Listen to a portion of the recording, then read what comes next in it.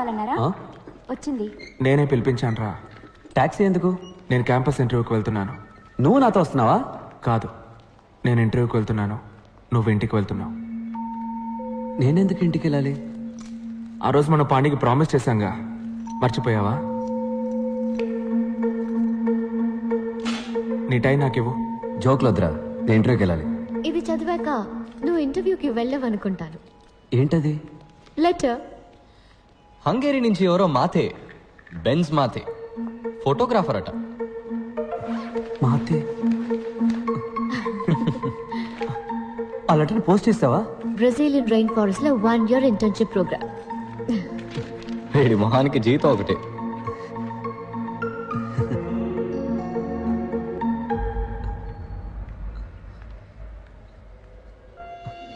మా నాన్న ఒప్పుకోరు.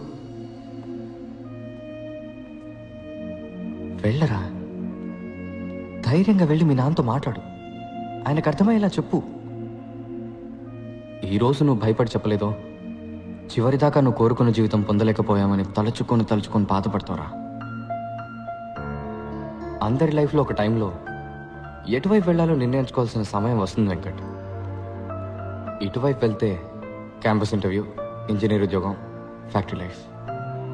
అటువైపు వెళ్తే అడవి, మృగాలు, ఫోటోగ్రఫీ. నీ జీవితాన్ని మార్చిపోయే ఆ నిమిషం ఇదేరా. డిసైడ్ చేసుకోరా.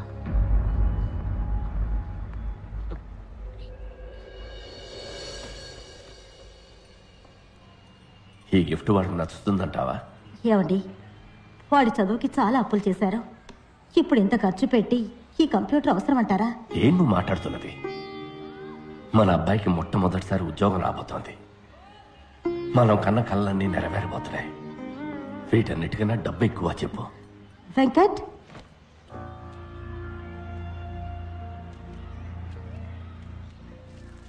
రే, ఇవాళ నువ్వు ఇంటర్వ్యూకి వెళ్ళాలి కదా? నేను వెళ్ళలేదు. ఏ? నాకు ఇంజనీర్ అవ్వడం ఇష్టం లేదు.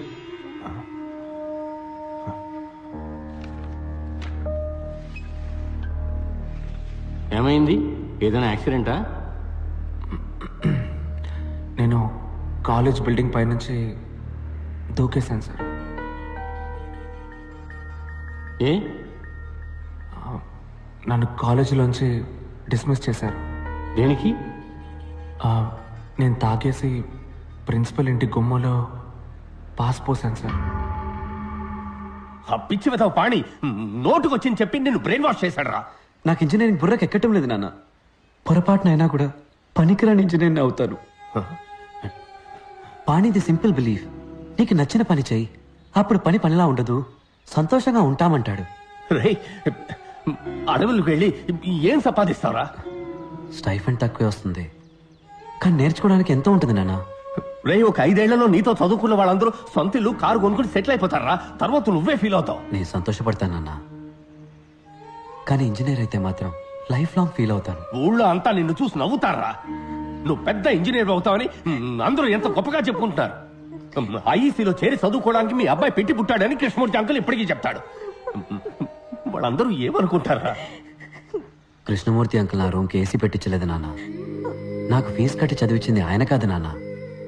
చిన్నప్పుడు నన్ను భుజం మీద ఎక్కించుకుని జూ అంతా తిప్పి చూపించింది ఆయన కాదు నాన్న.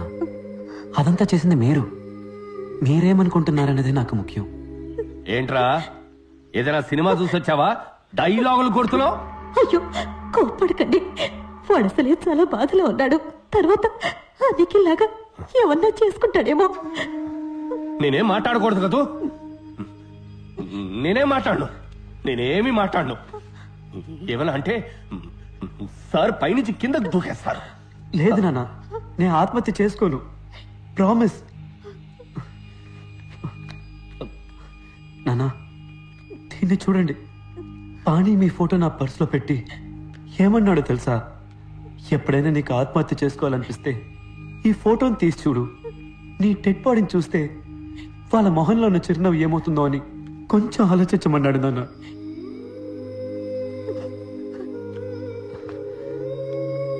నాన్న, నేను మీతో మనసు విప్పి మాట్లాడడానికి వచ్చాను. ఆత్మహత్య చేసుకుంటా అని భయపెట్టడానికి కాదు. నానా, నే ఫోటోగ్రాఫర్ని అయితే ఏమవుతుంది నానా? జీతం తక్కువ వస్తుంది, చిన్న ఇల్లు, చిన్న కారు, కానీ నేను చాలా సంతోషంగా ఉంటాను. I will be very happy. వచ్చే జీతంలో మీకు ఒక మంచి షర్టు, అమ్మకు ఒక మంచి చీర కొనిస్తే చాలు, నా మనసుకి ఎంతో తృప్తిగా ఉంటుంది. నేనెప్పుడు మీరు చెప్పినట్టే నడుచుకుంటూ ఉన్నాను కదా, ఈ ఒక్కసారికి నా మనసు చెప్పినట్టు నడుచుకొని నాన్న.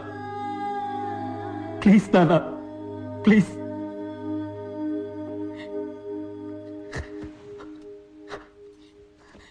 నాన్న, ప్లీజ్ నాన్న.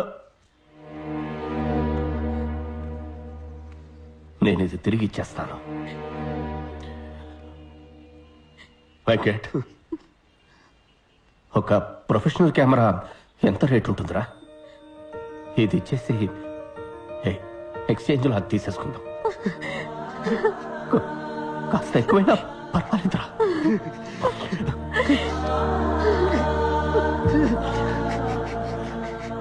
వెంకట్, నీకు నచ్చిన పని చేయరా.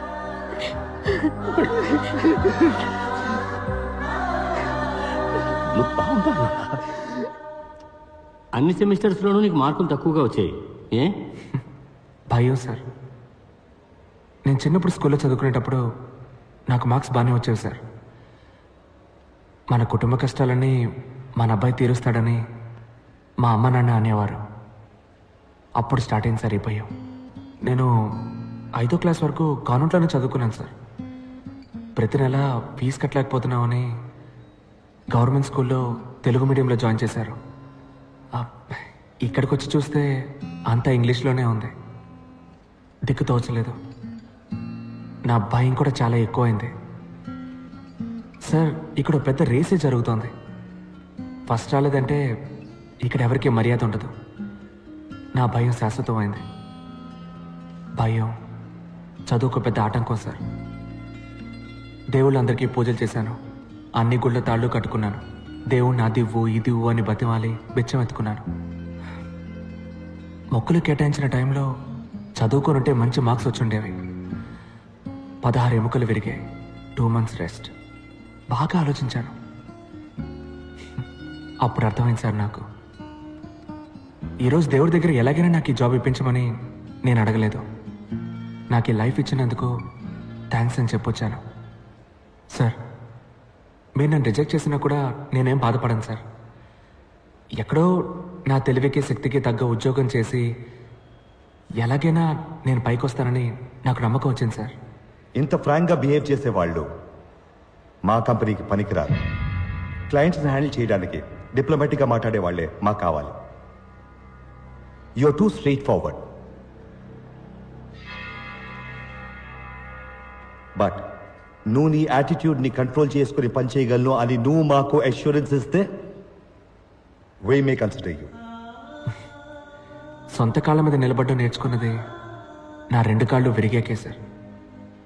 దెబ్బతిన్న తర్వాత వచ్చింది సార్ ఈ యాటిట్యూడ్. మార్చుకోవడం కుదరదు. మీ ఉద్యోగాన్ని మీరు ఉంచుకోండి, నా యాటిట్యూడ్ని నేను ఉంచుకుంటా. సారీ సార్, తప్పుగా అనుకోకండి. ఆగు. 25 సంవత్సరాలుగా నేను ఎంతో మందిని ఇంటర్వ్యూ చేశాను. అందరూ జాబ్ పొందడం కోసం మేము ఏమి చెప్పినా సరే సరే అంతలా ఆడిచ్చిన వాళ్లే. నువ్వు ఎక్కడి నుంచి వచ్చావయ్యా? సార్, సాలరీ ప్యాకేజ్ డిస్కస్ చేద్దామా?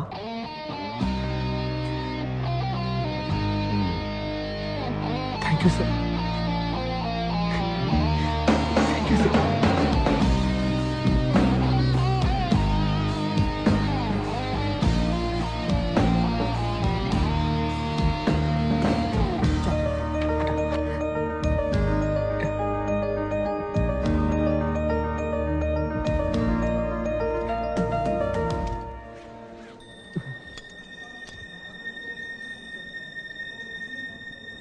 గురూజీ,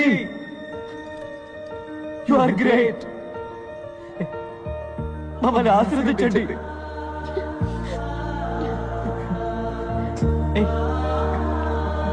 ఏయ్